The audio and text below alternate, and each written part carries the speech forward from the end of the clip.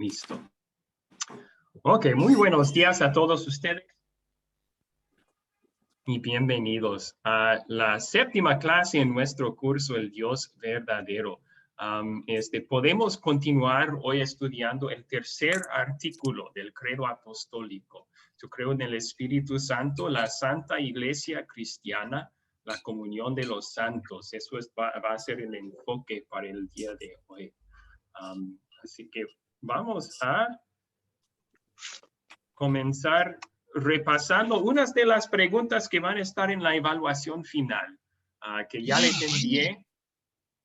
envié a ustedes junto con información sobre cómo deben de llenar ese proyecto y entregarlo. La primera pregunta ahí es: ¿cuál es la voluntad de Dios para todas las personas? Acuérdense, vimos ese versículo de 1 de Timoteo 2, que dice: Dios quiere que todos lleguen a tener un conocimiento de la verdad y que así sean salvos por medio de la fe en Cristo. Dios quiere que todos sean salvos. ¿Cuál es el significado de santificación? ¿Alguno de ustedes puede recordar qué significa la palabra santificar o santificación? Sí, pastor, disculpe que no levante la mano. Santificar es apartados para, en este caso, a lo espiritual, lo bíblico, es santificados, apartados para la obra de Dios. ¿Sí? Ok, apartados como qué? Apartados como el remanente de Dios, o sea, el pueblo del Señor. Ok, específicamente santificar, apartados como santos, ¿verdad? El Espíritu Santo, sí. con darnos fe en Cristo, nos regala también el perdón que Cristo ganó por nosotros y así nos hace santos en los ojos de Dios. Y excelente, apartados como santos. Y ya expliqué cómo el Espíritu Santo nos aparta, nos da fe en Cristo. Y mientras nos sigue creciendo en la fe, nos va apartando más y más del mal que hay en el mundo y en nosotros todavía, con producir y fortalecer deseos buenos en nuestros corazones. Excelente. Ok, la siguiente pregunta: ¿por qué no podemos convertirnos? ¿Alguien puede recordar por qué es imposible convertirnos a nosotros mismos a la fe en Cristo, según la Biblia? Juan Bautista levantó su mano allí. Juan Bautista, por favor. Dice, pastor, que estábamos muertos en el pecado. Y entonces, como estábamos muertos espiritualmente, entonces no podemos tomar la decisión de convertirnos, a menos que recibamos la fe por medio del Espíritu Santo. Ok. Excelente. Sí, muchísimas gracias. Entonces, había 3 adjetivos que la Biblia utiliza para describir nuestra condición natural, que lo hace imposible que lleguemos a creer en Cristo por nuestra propia cuenta. Y muerto espiritualmente es una de ellos. Efesios 2:1 dice que nacemos muertos espiritualmente, y eso quiere decir que no podemos hacer nada para llegar a creer en Cristo y a tener vida así. Igual que un muerto físico no puede resucitarse por sí sola. Requiere un milagro del Espíritu Santo trabajando en nuestro corazón por medio del Evangelio. Los otros 2 adjetivos, ciegos y enemigos de Dios, por naturaleza, muestran que no podemos convertirnos a nosotros mismos. El Espíritu Santo tiene que quitar nuestra ceguera espiritual, darnos ojos para ver a Cristo como Salvador, y también tiene que hacernos hijos de Dios, y eso lo hace, nos convierte de enemigos de Dios a hijos de Dios cuando nos da fe en Cristo, así nos reconcilia con el Padre. Bien. Ok, y la última pregunta ahí: ¿por qué puede ser confuso decir que debemos aceptar a Jesús o tomar nuestra decisión de seguirlo? No se olviden, mencionamos en la clase pasada 2 puntos principales. Primero, decir eso da la impresión que lo que la Biblia dice sobre nuestro estado natural no es cierto. No estaba muerto en mis pecados. Yo tenía algo de vida dentro de mí para poder decidir creer en Cristo. Eso simplemente no es bíblico. Y la otra parte es que queremos dar a Dios toda la gloria para nuestra salvación. Y si yo hice algo, aun si fuera algo pequeño, como tomar una decisión o aceptar para ser salvo, entonces la salvación ya es por obras. Ya depende de mí y yo tengo algo de la gloria para mi salvación. La Biblia, en contrario, dice que no es así. Ok. Hasta allí, ¿alguna pregunta sobre todo eso? Yo incluí esta parte para ayudarles con sus proyectos finales. Para respuestas completas pueden también repasar el video o la grabación de la clase anterior.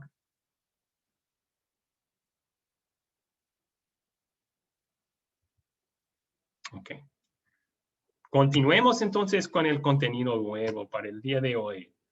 Las enseñanzas de Jesús, la 7ª clase. Gracias por venir todos ustedes esta mañana.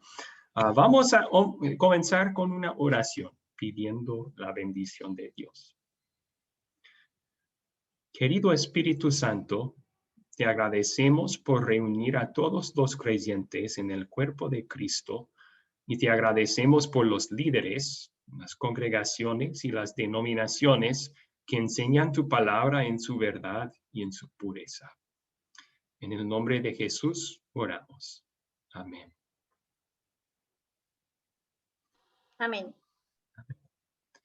Muy bien. Vamos a la primera parte entonces, las preguntas de repaso del video que ustedes miraron para el día de hoy. La primera pregunta de repaso es la siguiente.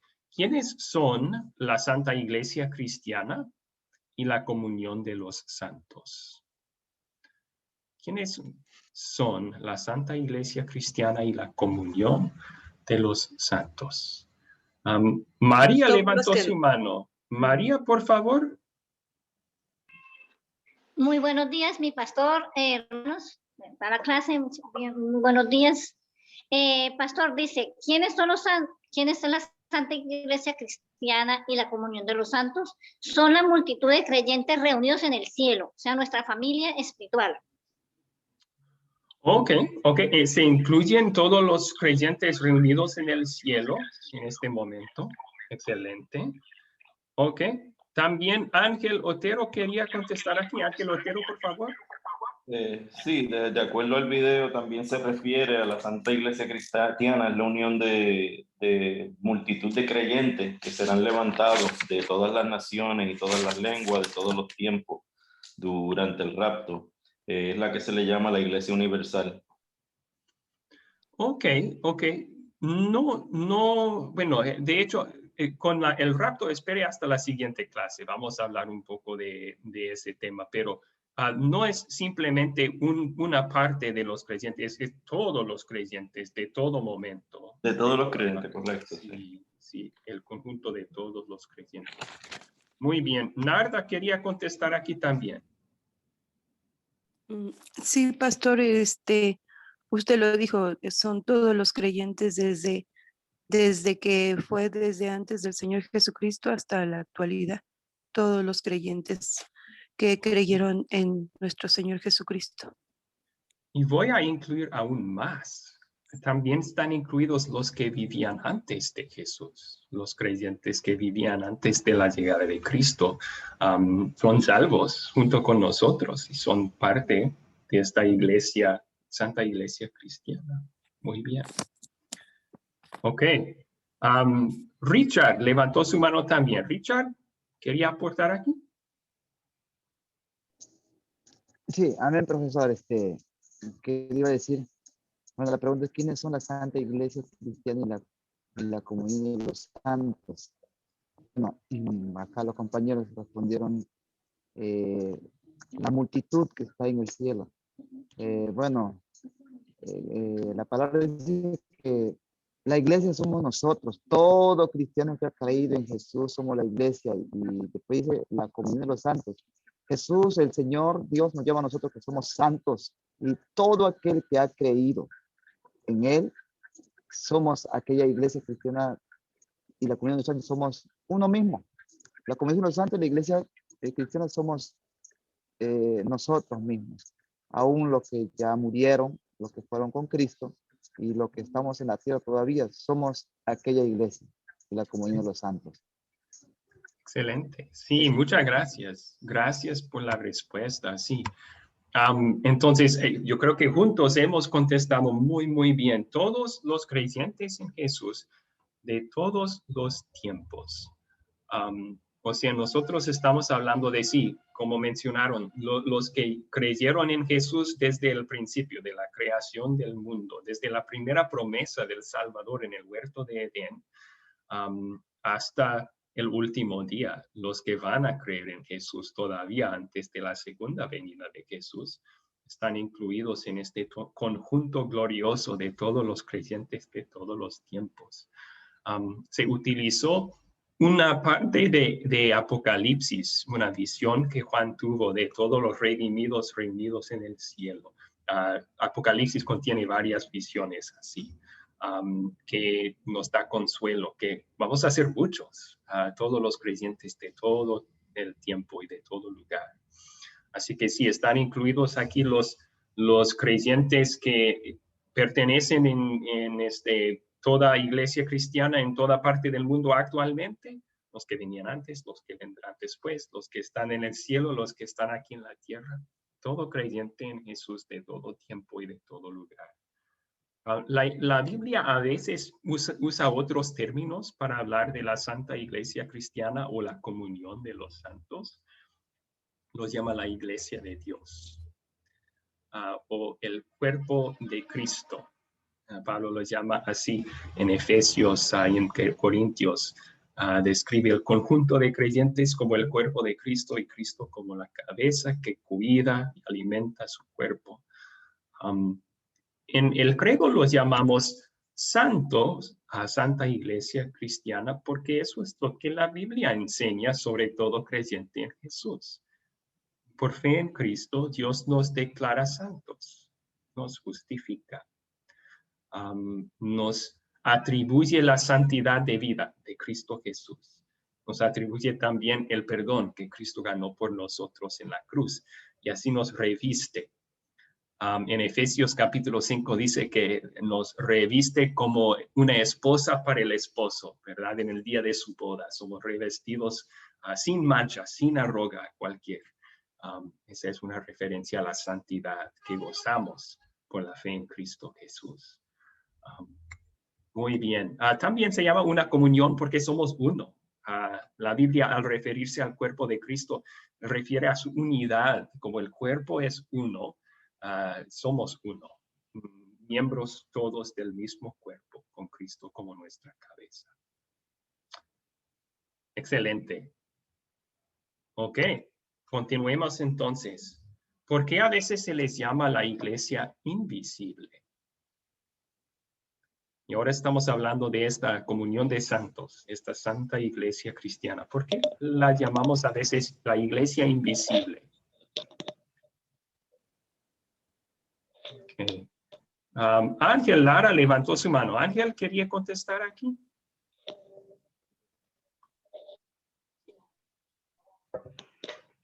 Sí, pastor, ¿se me escucha? Sí, le escucho bien, gracias. ¿Se escucha, pastor?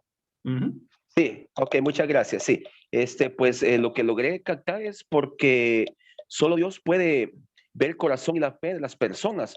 Y nos citaban ahí un pasaje bíblico de 2 de Timoteo, versículo 19, donde dice, pero el fundamento de Dios está firme, teniendo este sello, conoce el Señor a los que son suyos y apártese del inicuo, todo aquel que invoca el nombre de Cristo. Entonces, una pregunta le voy a hacer al mismo tiempo, pastor, como lo es que estaba hablando al principio con Richard. Muchos de nosotros nos denominamos hijos de Dios cristianos, pero más así, internamente, la verdadera respuesta la tiene Dios, ¿verdad? Porque Él solo sabe en realidad si nosotros nos autodenominamos. Yo soy cristiano, yo asisto a una iglesia, yo tengo una congregación, un ejemplo, pero en realidad está perseverando lo que dice. Entonces, por eso es ahí la incógnita, la pregunta donde dice, porque solo Dios puede ver el corazón y la fe de las personas. Muchos somos cristianos de labio al diente, ¿sí? por decir, yo lo soy, pero en realidad no todos lo confesamos como tiene que ser, pastor. Y sí, es una excelente pregunta y voy a contestarla después de escuchar los aportes de otros estudiantes. Dos más estudiantes querían Amén, contestar. amén. Gracias, pastor. Gracias a usted. Pastor. Sí. Ok, Juan Bautista levantó su mano. Juan Bautista. Pastor, entendí que la iglesia es invisible porque, como usted dijo anterior, no conocemos los corazones de la persona. Y se refiere a todos los creyentes que son confesos y que han confesado su fe basado en el credo apostólico. Entonces, independientemente de a dónde se congreguen, pero que tenga su fe basada en una confesión basada en el credo apostólico. Ok, sí, la fe bíblica en Jesús como Salvador, sí, sea donde sea, estoy de acuerdo, sí. Muy bien, Narda levantó su mano también, Narda. Sí, pastor, yo también tengo que decir que en Efesios 1:14 dice que nosotros somos la herencia y fuimos sellados por el Espíritu Santo. Cuando nosotros escuchamos el Evangelio del Señor, en ese momento reconocimos que somos hijos de Dios porque Él es el que nos salvó y por fe estamos aquí en la tierra y esperando en Él. Sí, sí, excelente, gracias. Entonces, Dios utiliza esa ilustración del sellar con el Espíritu Santo para hablar de nuestra fe en Cristo también. Cuando el Espíritu nos dio fe en Cristo, fuimos sellados. El sello en ese entonces tenía dos funciones principales. Primero, normalmente mostraba quién es el dueño, ¿verdad? Cada uno tenía un sello particular para que supiera, este es el sello de tal. Esta carta pertenece a esta persona. Y así el Espíritu Santo nos hace pertenecer, ¿verdad? Al Padre y a Cristo. Somos su pertenencia, somos parte de su familia. También el sello protegía. El sello protegía los contenidos de un sobre, por ejemplo, para que nadie lo abriera. Y así somos protegidos también por el Espíritu Santo hasta que la redención venga, que estamos esperando todos en el último día. Gracias por compartir. Bien, entonces, para contestar la pregunta, ¿por qué a veces se les llama la iglesia invisible?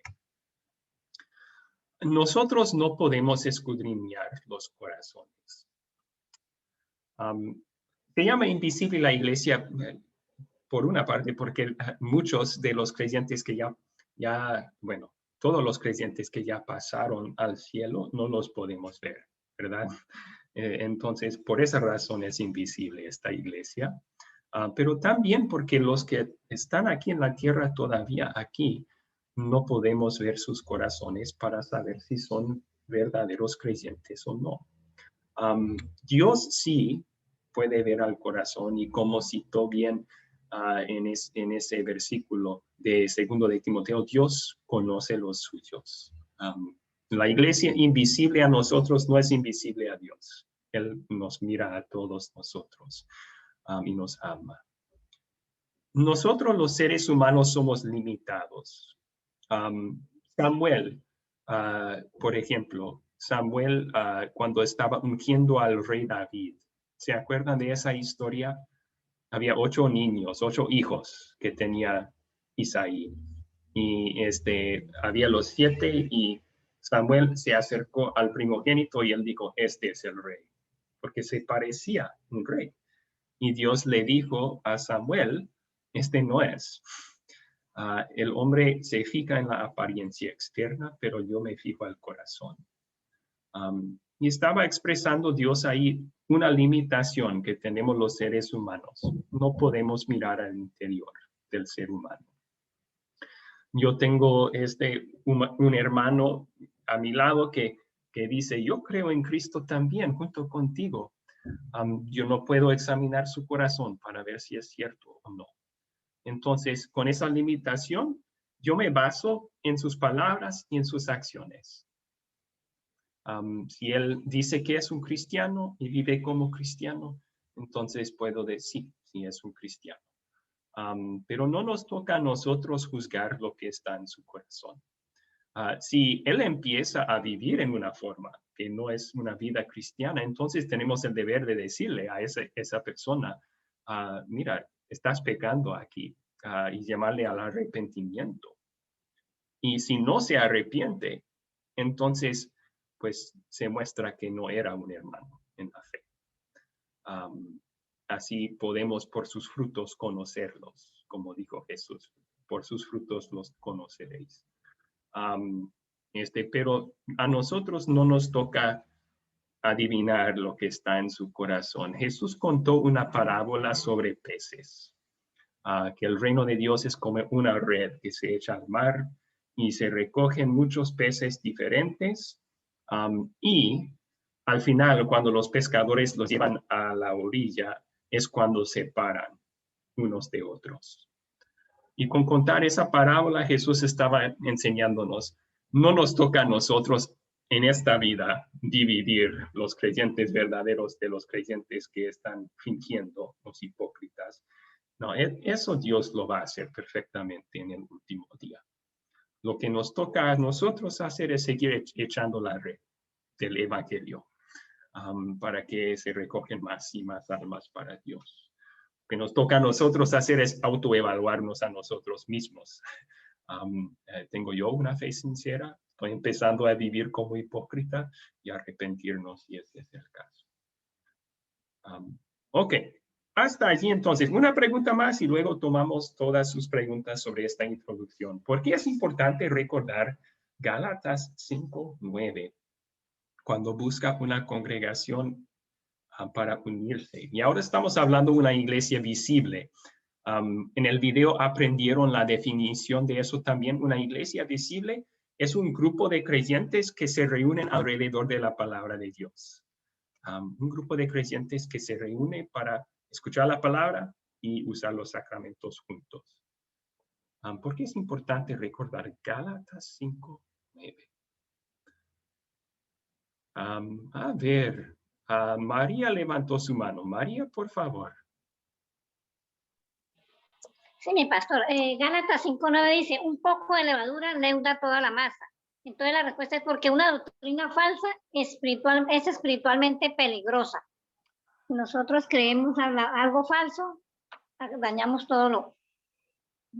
Es peligrosamente, la doctrina falsa es muy peligrosa no creemos en nada, mejor dicho. Ok, la doctrina falsa es peligrosa. Excelente, gracias. Ángel Otero, por favor. Sí, añadiendo lo que dijo la hermana, yo puse porque la doctrina falsa podría engañar y llevar por un falso camino a toda una congregación. Hay que cuidarse de los falsos profetas. Ok, excelente. Muchísimas gracias por su respuesta buena. Ángel, Lara, ¿quería agregar algo allí? Sí, pastor, todo lo que han dicho la hermana, pero solo que fíjese de que a mí me gustó tanto, todas las clases que hemos tenido con usted son excelentes, pero yo la puse de ejemplo ayer en el curso que recibí anterior, lo que es la Biblia, la llegada del Salvador. Fíjese que se nos hacía una pregunta en la lección 3, cuando los sabios y la huida de Egipto. Entonces hay algo que nos captó porque nos hacía una pregunta, si iban en camellos, si los magos eran sabios. Entonces hay un detalle ahí donde dice que si los detalles que no se mencionan en la Biblia, ¿cómo se puede llamar los magos si eran reyes? ¿Cuántos eran? Y si iban en camello. Entonces salió a la conclusión, ¿por qué? Porque nosotros, como dice la hermana, que una pequeña doctrina falsa espiritualmente es peligro tanto para la congregación como para uno mismo, porque nos engañamos. Pero más adelante se nos da aliento en los versículos que nos ponen en el 16:14, donde dice que en redundancia todo lo que es la Biblia, todo lo que es la palabra, es amor, ¿verdad? Porque nuestro Dios es amor. Sin olvidar también que también es juego consumidor, ¿verdad? Pero más adelante también nos relata sobre Romanos 16, 17, que es lo que vamos a ver a continuación, ¿verdad, pastor? Sí, Gracias. sí, es muy cierto. Muchas gracias a usted, sí. Richard, un aporte más para esta pregunta. Richard, por favor. Amén, profesor. Bueno, segunda pregunta dice, ¿por qué es importante recordar Gálatas 5:9 cuando busca una congregación, iglesia visible para unirse? Bueno, según Gálatas 9, Gloria al Señor dice que un poco de levadura leuda toda la masa. ¿Por qué? Es importante porque primeramente cuando uno es cristiano y quiere agradar a Dios verdaderamente en el corazón, piensa sentir ser verdadero cristiano, y eso nadie te lo va a quitar. Y cuando está una iglesia donde que de verdaderamente, como dice la palabra un poco, ¿por qué habla de un poco de levadura leuda toda la masa? Hace una comparación, un ejemplo, ¿no? Que cuando uno se hace una masa, vamos a decir, de harina, le echas un poquito con la levadura. Y da a entender que si uno está en una congregación o una donde que, digamos, no te están hablando de la verdadera doctrina, tú que anhelas la verdadera, te vas a contaminar juntamente con ellos. Y tienes que salir de ahí y meterte a una iglesia realmente donde que te da la sana y verdadera doctrina. Eso es mi respuesta. Ok, muchísimas gracias. Sí, sí, de tener cuidado así, que no sea uno afectado por la mala enseñanza de un grupo al unirse con ese grupo. Gracias, gracias. Sí, correcto. Ok, Gracias, gracias. entonces sí, en Gálatas 5:9, Pablo escribió a los Gálatas que deben de apartarse de los que enseñan falsa enseñanza. Recuerden que la carta de los Gálatas, la carta que Pablo escribió a las Gálatas, fue una carta que escribió en contra de unos maestros falsos que se habían infiltrado en su iglesia, su masa, quienes estaban esparciendo la leuda o la levadura de que las obras te salvan. Tienes que ser circuncidado, tienes que seguir la ley ceremonial del Antiguo Testamento para ser un verdadero creyente. Y ahí Pablo estaba advirtiéndoles, si ustedes permiten esos maestros falsos seguir entre ustedes, entonces como levadura leuda toda la masa, todos ustedes van a ser afectados por esa enseñanza falsa. Van a empezar a creer lo que están enseñando. La falsa doctrina siempre es peligrosa, no importa cuán pequeño sea el problema que pueda parecer.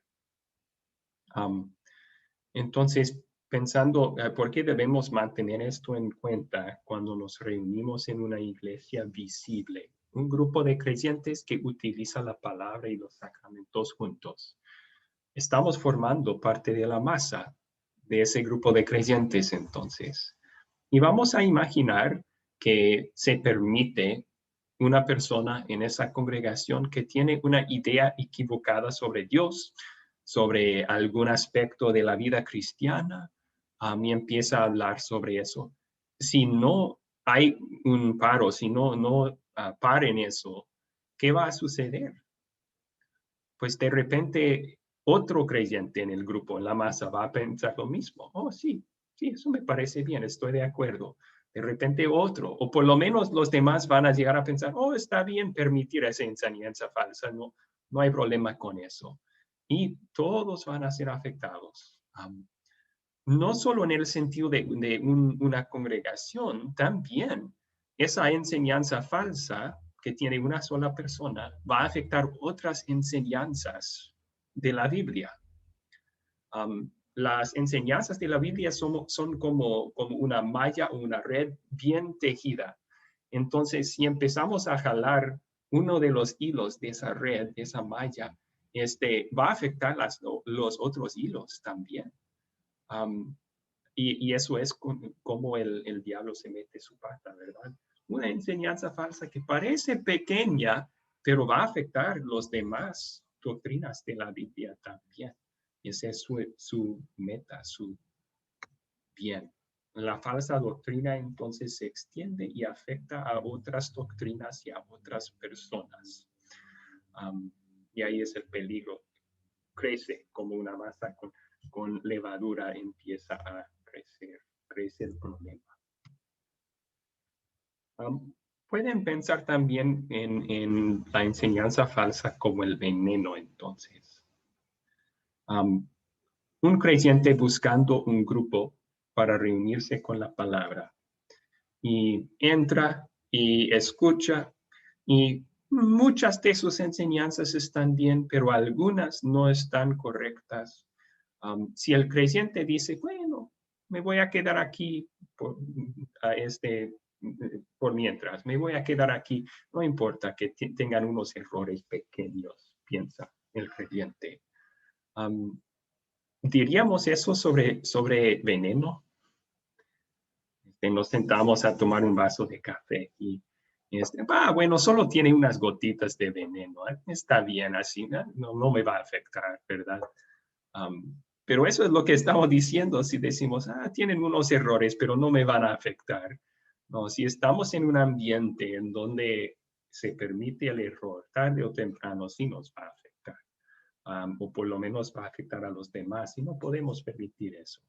No queremos ser afectados así. Ok, hasta ahí. ¿Cuáles preguntas tienen entonces sobre la introducción y el repaso?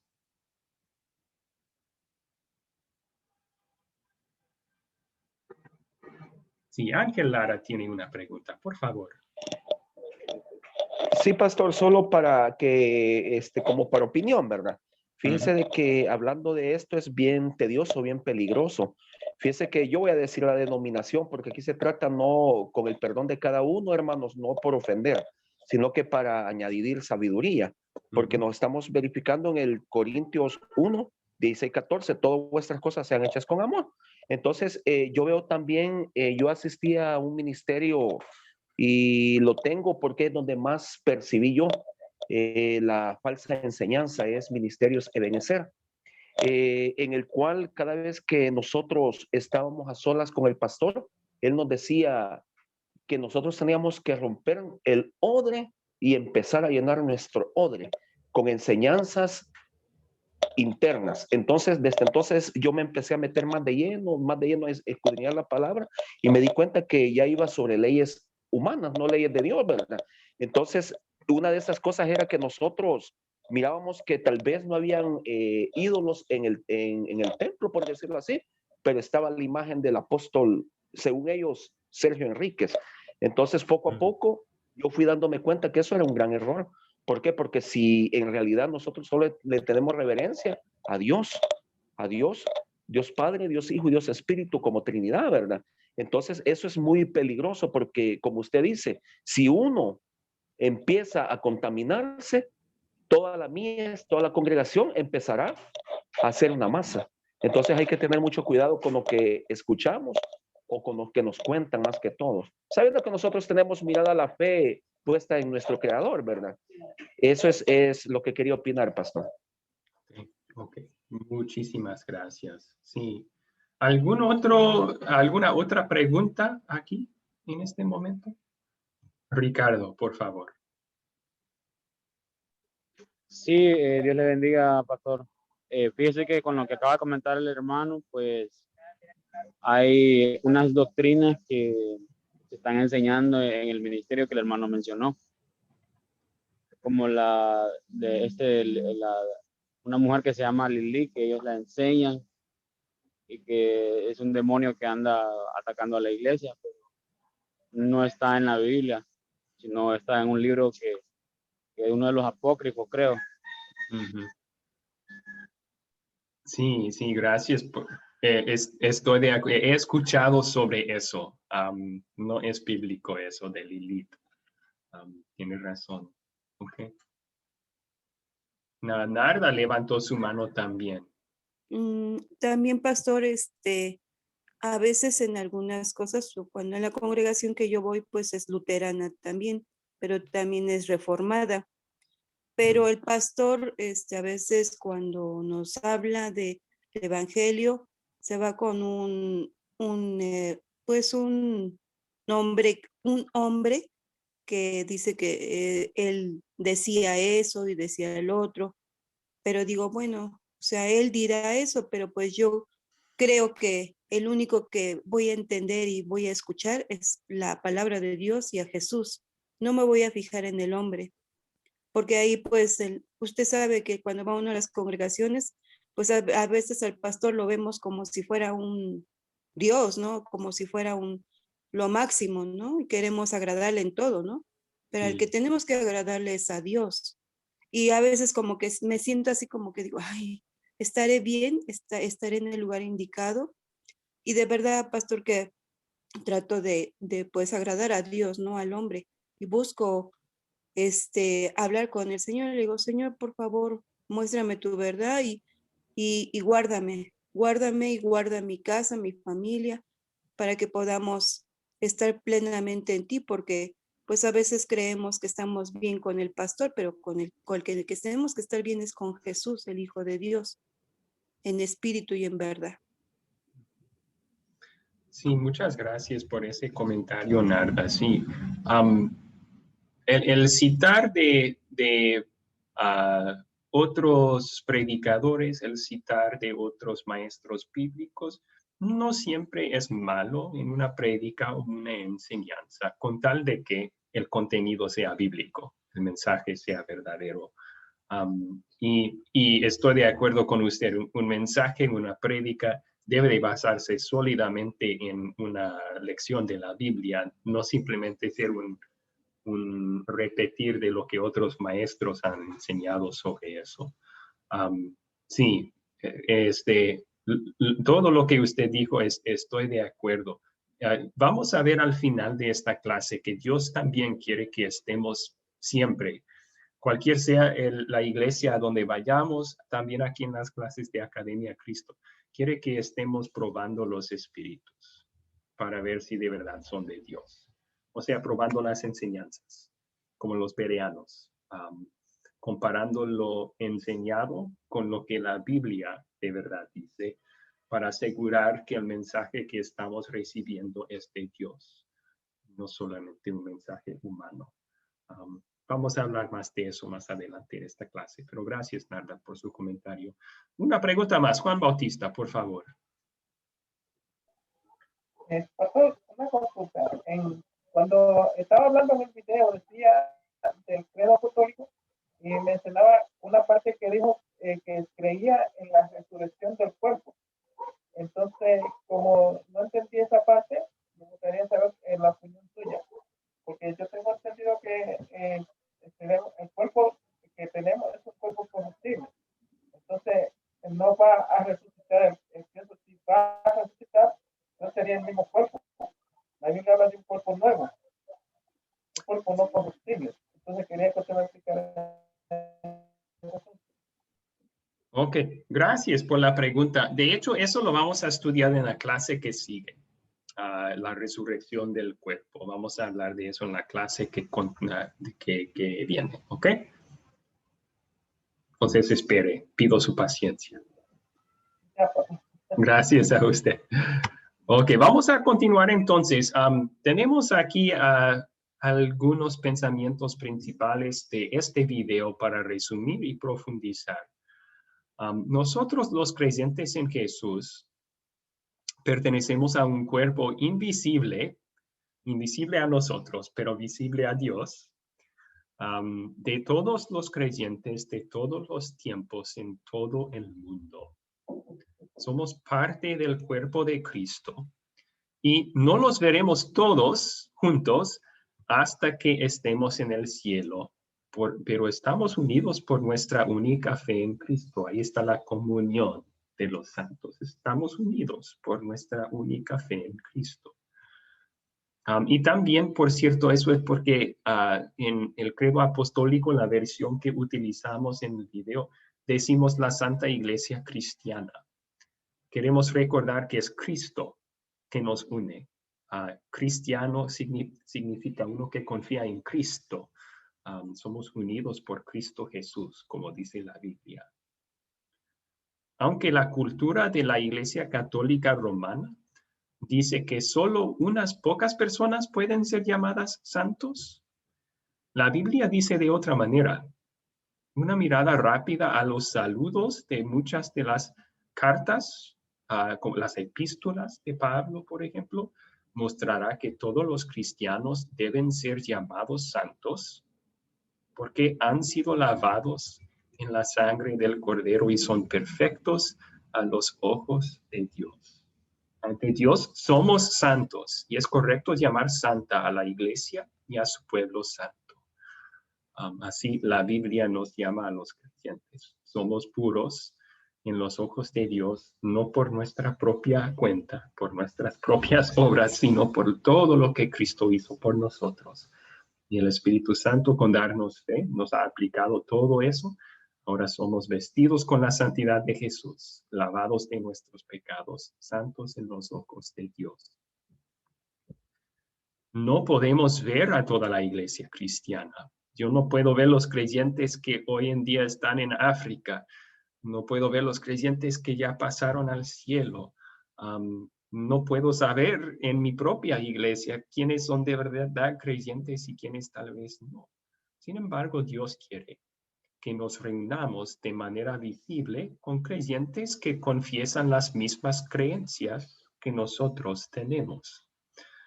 Aquí utilizamos confesar en el sentido de afirmar públicamente. Dios quiere que nos reunamos de manera visible como creyentes que confiesan las mismas creencias. Hebreos 10, versículo 25 dice, no dejemos de congregarnos, como es la costumbre de algunos, sino animémonos los unos a otros, y con más razón, ahora que vemos que aquel día se acerca. Bien, vamos entonces a el origen de la iglesia invisible. Tenemos dos temas adicionales que vamos a platicar aquí. Y juntos vamos a estudiar Efesios 1, 3 al 8. Así que si tienen Biblias pueden abrirlas para leer estos versículos. También voy a mostrarlos aquí en el PowerPoint. ¿Alguien puede leer lo que está aquí en la pantalla, por favor?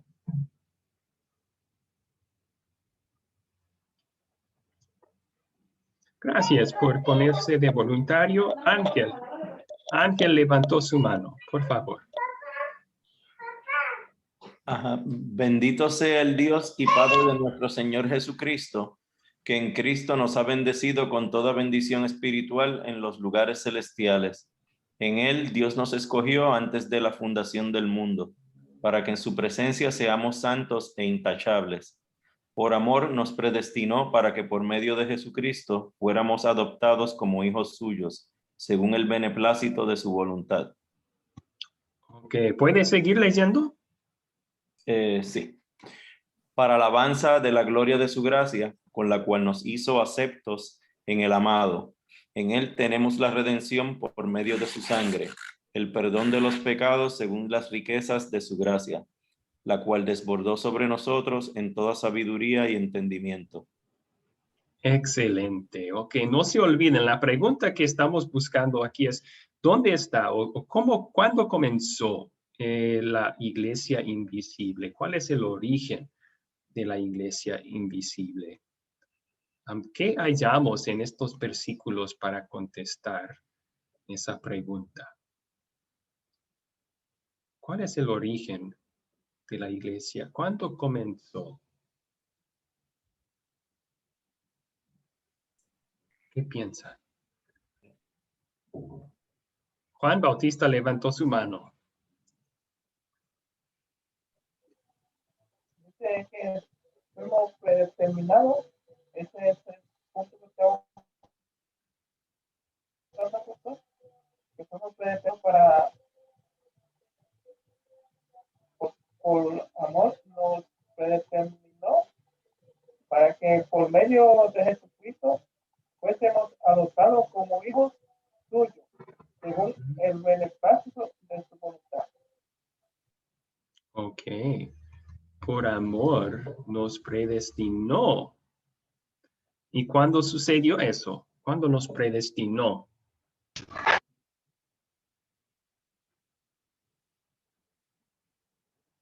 A ver, María levantó su mano. María, ¿cuándo nos predestinó, según estos versículos?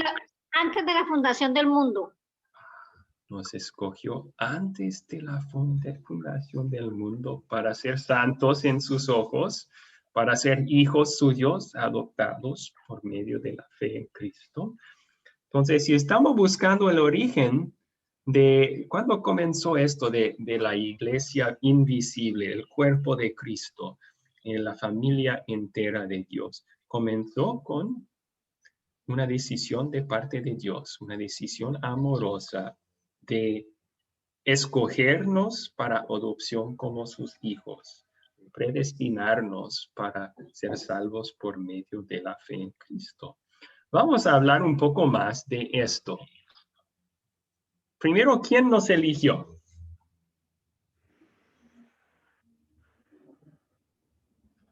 Tal vez sea una respuesta tan fácil que ni se quieren contestar aquí. ¿Quién nos eligió? Pueden decirlo todos juntos. Dios. Ok. Fue Dios y luego fue enviado a Jesús. Ok, sí, la salvación, Pablo deja claro que es solamente por medio del amado, ¿verdad? Él nos hizo aceptos en el amado. Entonces, Dios obró la salvación por medio de la fe en Cristo y nos regaló la salvación cuando el Espíritu Santo nos dio fe en Cristo. Pero sí, es Dios quien escogió antes de crear el mundo. Dios nos escogió para ser suyos. Dios es el agente de nuestra salvación. Esta es una respuesta sencilla, pero la implicación es grande. Piensen en lo que implica que Dios, antes de que naciéramos, antes de que se formara el mundo, Dios ya tomó la decisión de salvarnos. Nos escogió para ser sus hijos. ¿La salvación es mi decisión entonces? No, empezó con una decisión de Dios hace miles de años. Empezó con una decisión de Dios, no mi decisión. Así que depende de mí, mi salvación. No, Dios ya lo tenía decidido antes de que existiera yo, ¿verdad? Entonces tiene muchas implicaciones esta enseñanza bíblica que Dios nos ha predestinado, nos eligió de antemano para ser salvos. ¿Cuándo es que nos eligió Dios? Ya lo hemos mencionado varias veces, ¿verdad? Pero Narda quería contestar y agregar una pregunta tal vez aquí, Narda.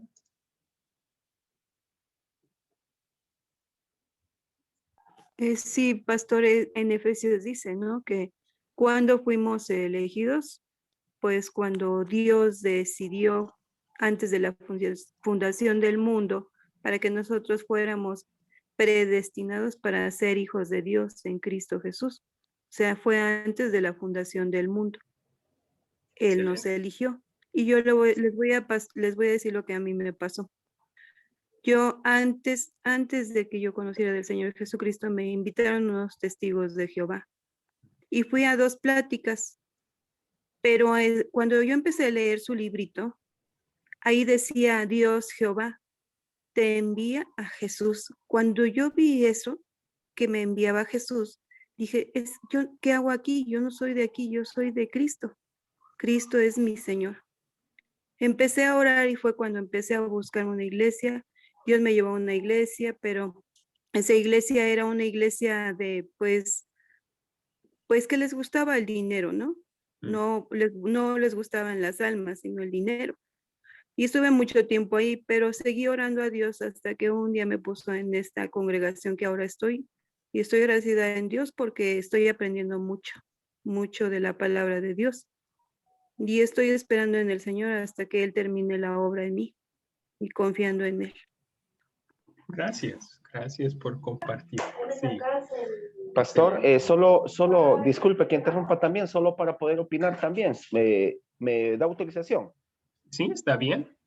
Sí, se estaba viendo aquí en Jeremías también para también hacer aporte en Jeremías 1, el versículo 5, que dice que también antes que te formase en el vientre, te conocí, y antes que nacieses te santifiqué, te di por profeta a las naciones.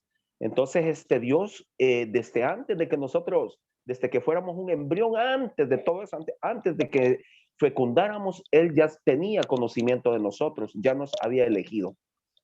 Ok, sí, y ahí está hablando específicamente del oficio de profeta. Él había elegido a Jeremías para el oficio de profeta. Pero cuando comparamos eso también con lo que la Biblia dice sobre el todo creyente, aquí en Efesios 1 y en otros lugares podemos decir, sí, antes de la creación del mundo me escogió a mí para ser salvo por medio de la fe en Cristo también. Gracias, ¿ok? Entonces, antes de la creación del mundo, Dios nos escogió. Este hecho afirma y resalta la doctrina de la salvación solo por la gracia, ya que ni siquiera existíamos cuando Dios nos eligió. Y si agregamos eso, Dios, antes de la creación del mundo, también sabía cómo yo, Abraham Wegner, iba a nacer en 1982. Sabía que iba a nacer como pecador, sin ningún bien espiritual en mi corazón.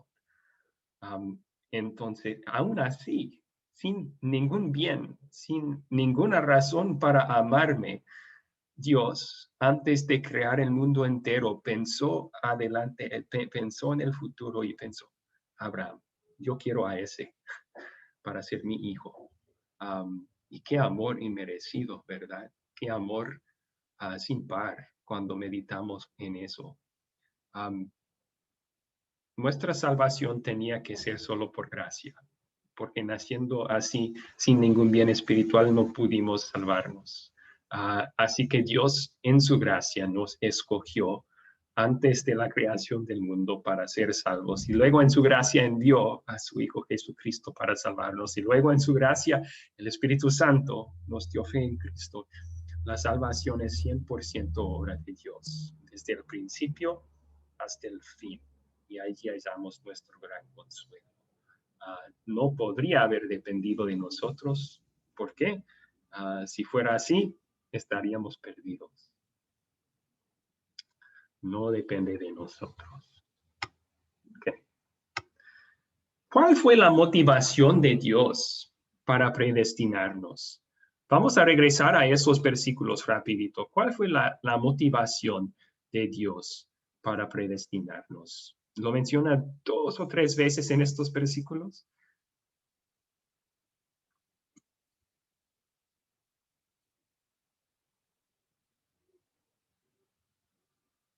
Por amor, pastor. Por amor. Gracias, Ángel. ¿Dónde haya eso aquí en estos versículos? ¿Dónde se menciona? Ahí donde dice, por amor nos predestinó. También dice, bueno, solo en ese versículo dice por amor, pastor. Aquí veo otra expresión. Según el beneplácito de su voluntad. Es por su voluntad y por su amor. El beneplácito de su voluntad es su buena, bondadosa voluntad para con los seres humanos. Es un sinónimo para amor, ¿verdad? Y aquí vemos también que fue en amor que lo hizo, para alabanza de la gloria de su gracia, con la cual nos hizo aceptos en el amado. O sea, esta enseñanza bíblica, esta verdad que Dios nos escogió para ser salvos antes de la creación del mundo, es para la alabanza de la gloria de su gracia, de su amor inmerecido por nosotros. Y otra vez, según las riquezas de su gracia. Gracia es el amor de Dios que jamás merecemos. Se refiere al amor inmerecido de Dios. Excelente. Vamos entonces a regresar allí. ¿Cuál fue la motivación de Dios para predestinarnos? El amor inmerecido de Dios. No piensen, amigos, no piensen que Dios estuviera mirando hacia el futuro y mirando, esta persona va a salir mejor que esa. Así que voy a escoger a esa persona que será mejor persona que la otra. O esta persona sí va a creer en Cristo y no, entonces voy a escoger a esta persona. Si fuera así, Dios nos escogió a base de algún bien en nosotros. Y si fuera así, entonces la salvación no sería por gracia sola.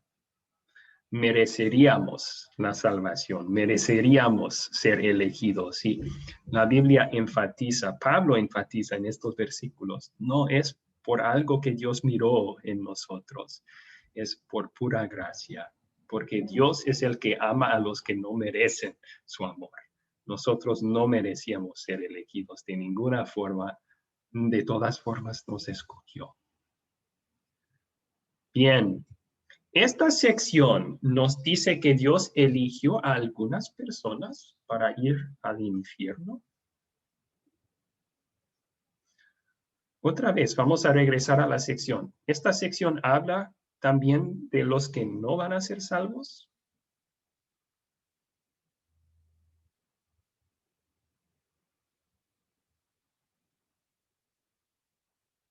¿Se mencionan ahí los incrédulos?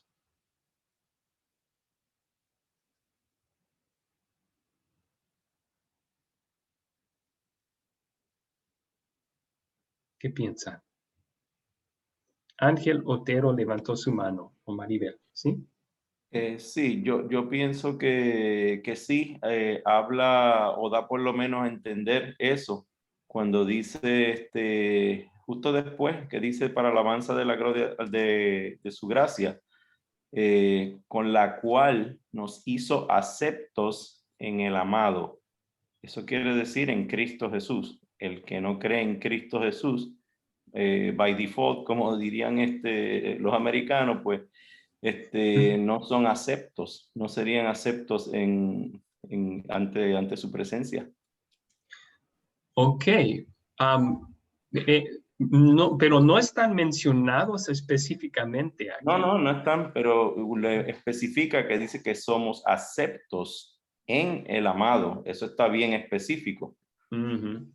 Sí, entonces podemos concluir de otros versículos bíblicos que claramente dicen los que no creen en Cristo no serán salvos. Correcto. Eso sí es cierto.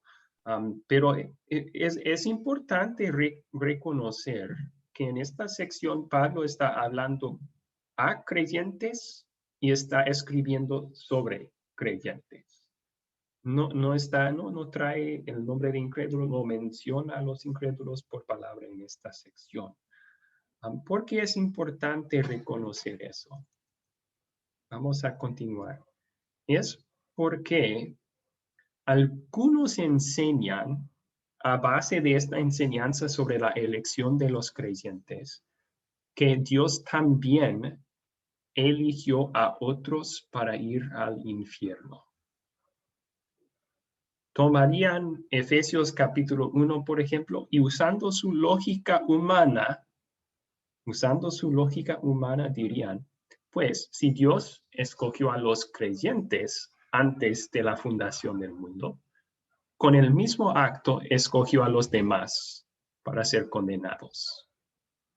Piénsenlo, si están escogiendo jugadores para un equipo de fútbol y quedan 2 personas y yo escojo uno para mi equipo, con ese mismo acto estoy escogiendo el otro para el otro equipo. No puedo tener los 2 jugadores como normalmente seleccionan, ¿verdad?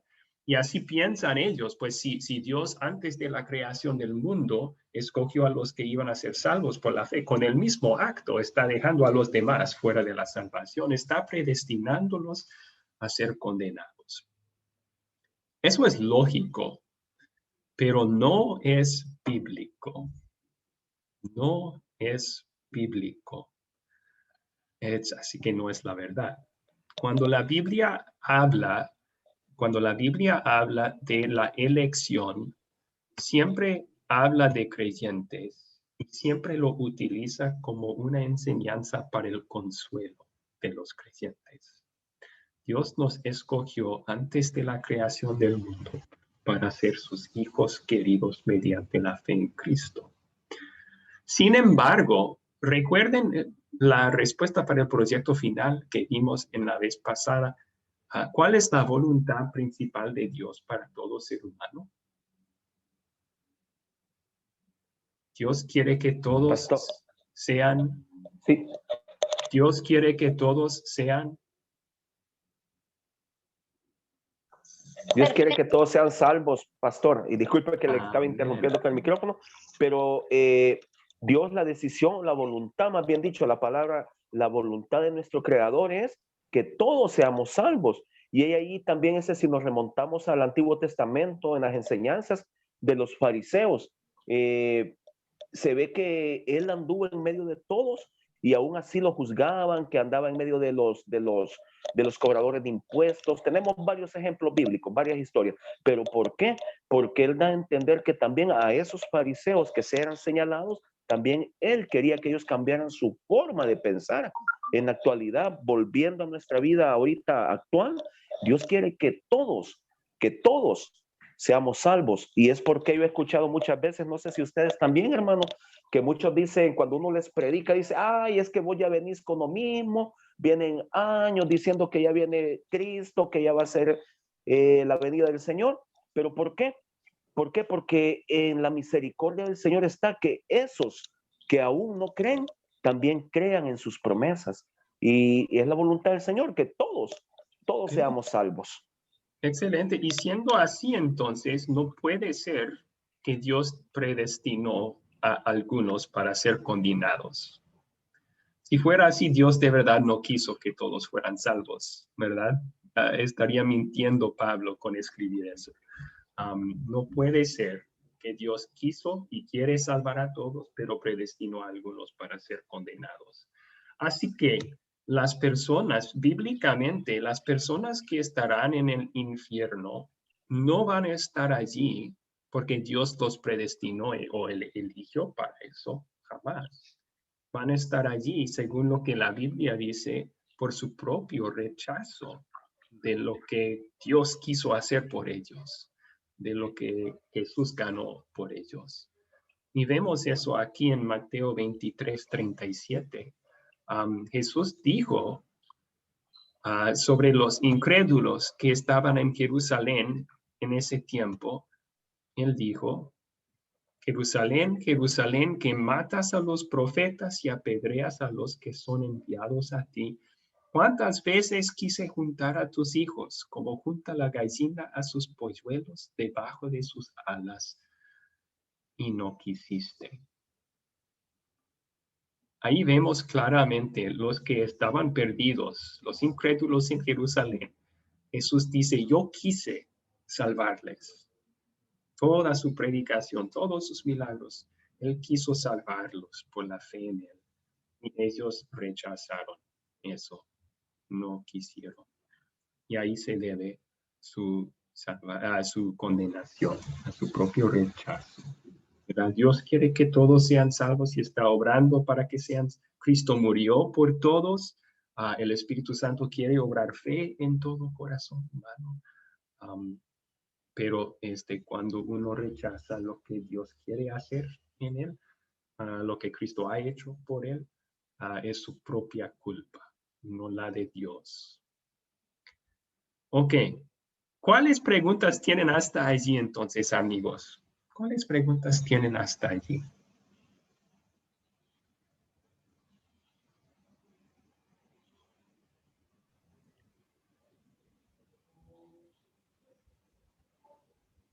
Okay.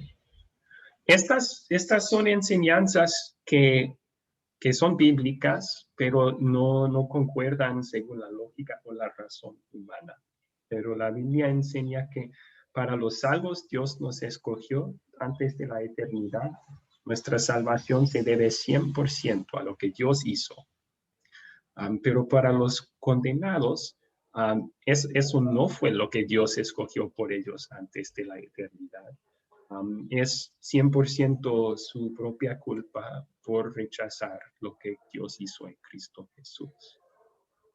Muy bien, veo que algunos levantaron la mano. Richard, por favor. Richard tiene preguntas.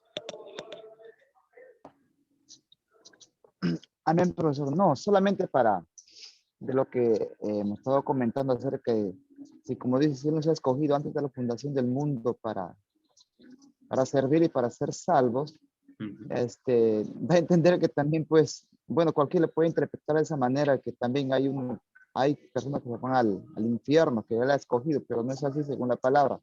Eso sería mentira. Pero el Señor dice eso, que nos escogió, nos ha predestinado, porque también como Él es Dios, Él conocía que no todos van a creer y no todos van a aceptar, o no todos le van a obedecer conforme a su palabra.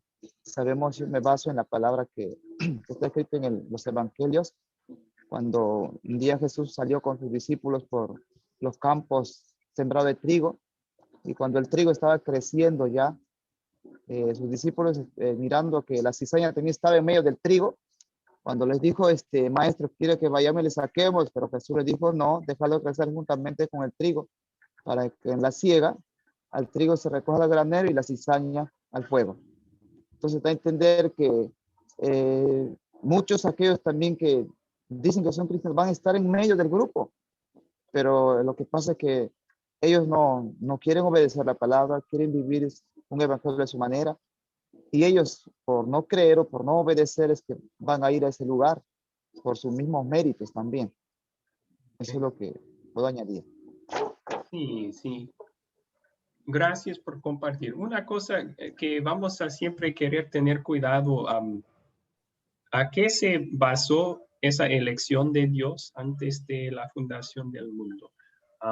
Fue pura gracia, puro amor inmerecido.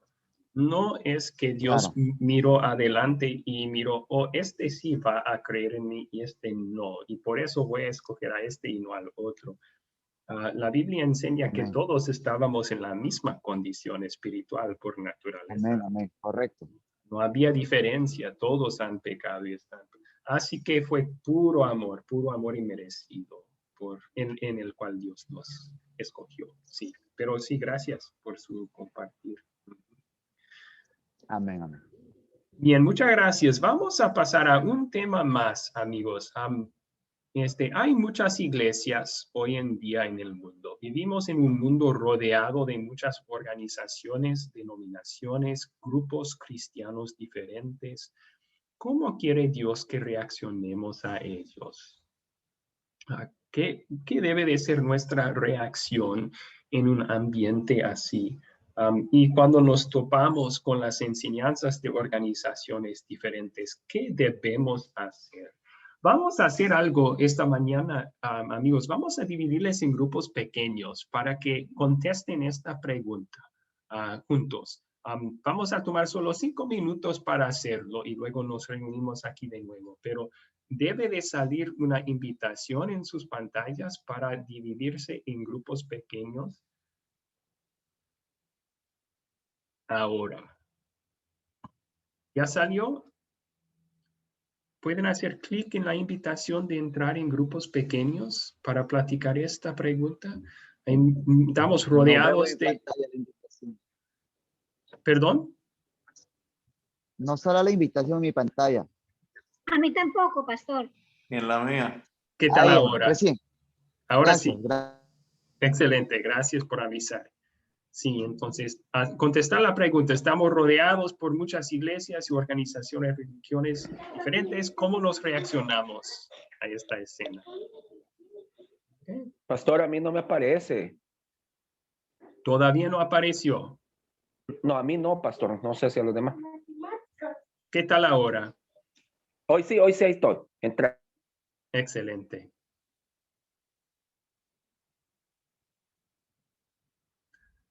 Juan Bautista, Rolando, ¿están batallando con entrar o apareció la opción de entrar?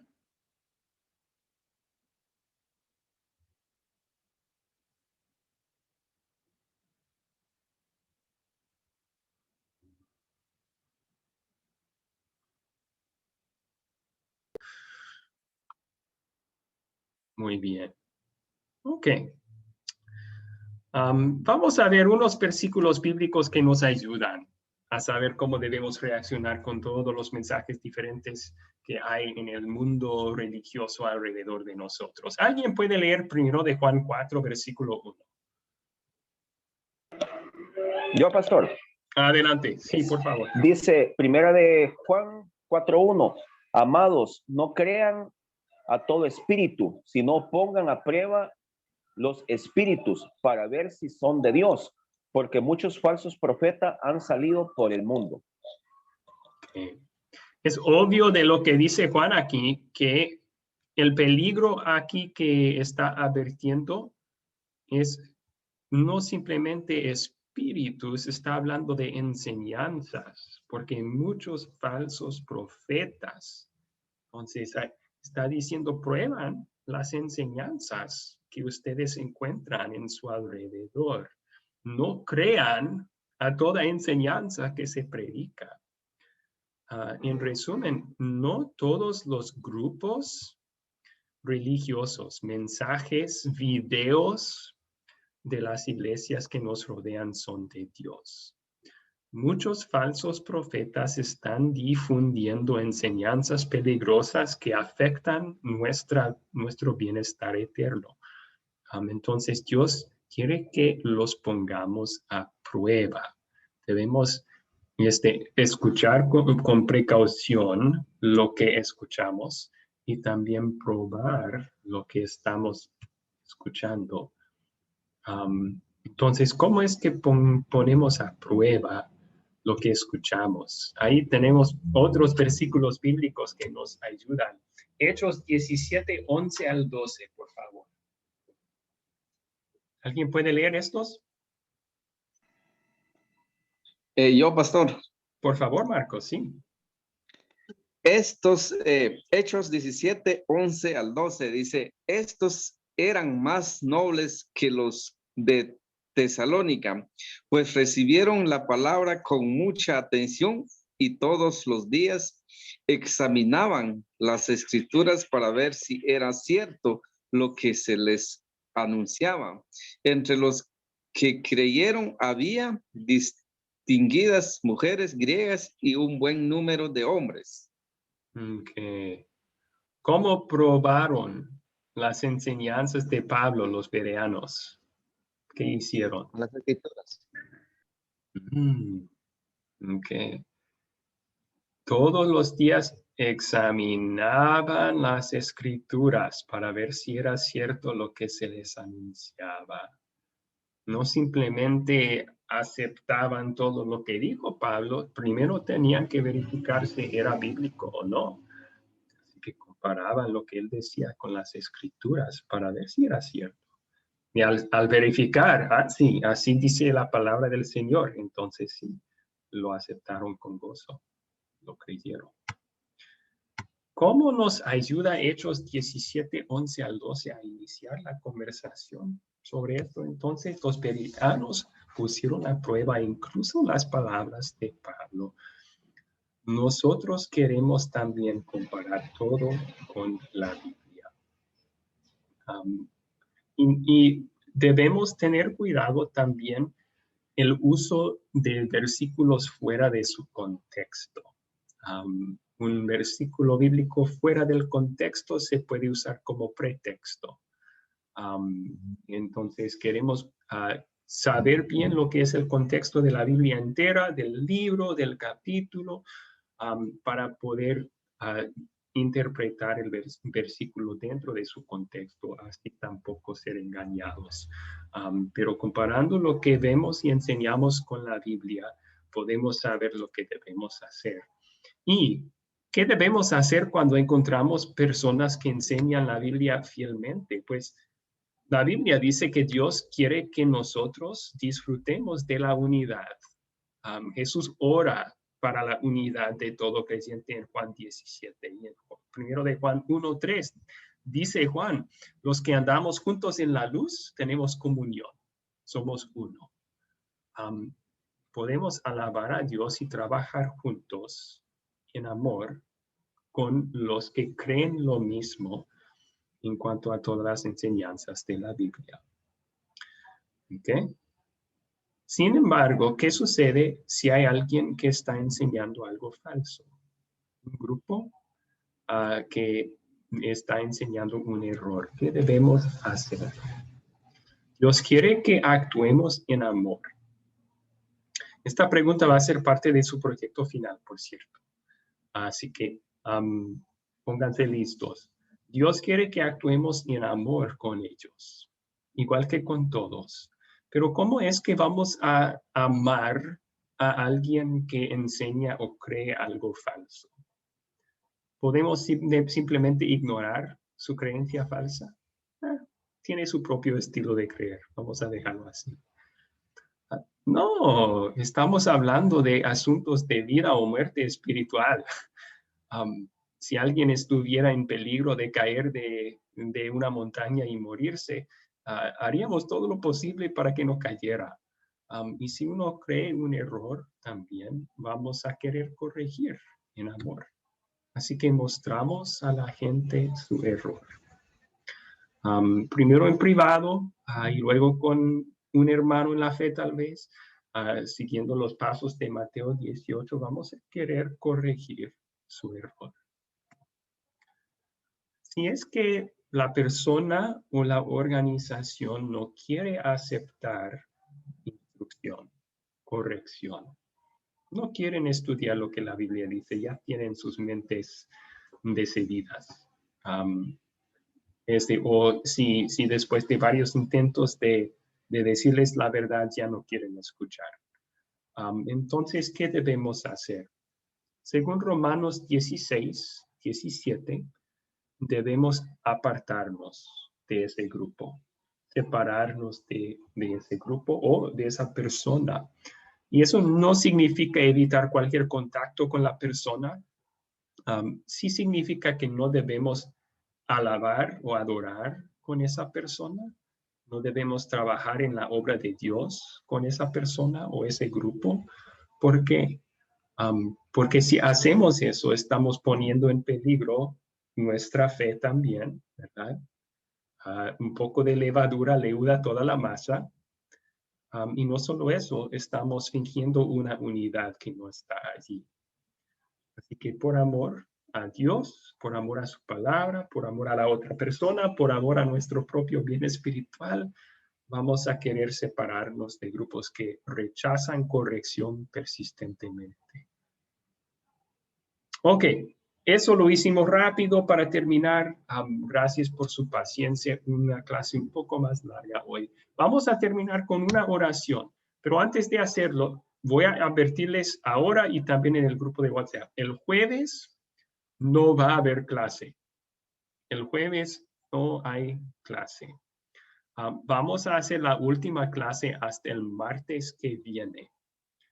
Por eso extendí también su tiempo para completar el proyecto final.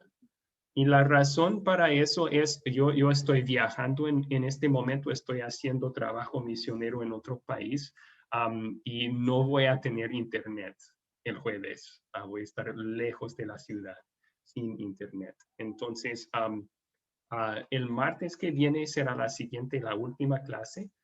Pero yo voy a comunicarles eso en WhatsApp también para que no se olvide. Terminemos entonces con una oración.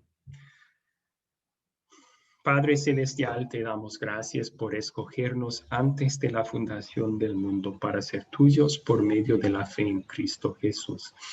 Te pedimos, Padre Celestial, que nunca nos dejes caer de la fe, caer de la salvación, perder lo que tenemos en Cristo. Manténnos firmes siempre a toda nuestra vida. Y también pedimos que nos ayudes a compartir la verdad con otros, que nos ayudes a distinguir entre lo correcto y lo falso, lo cierto y lo equivocado. Que nos ayudes a ser luces para todos los que están en nuestro alrededor. Está en el nombre de Cristo que te lo pedimos. Amén. Ok, pastor. Muchas gracias. Y en su viaje misionero, que el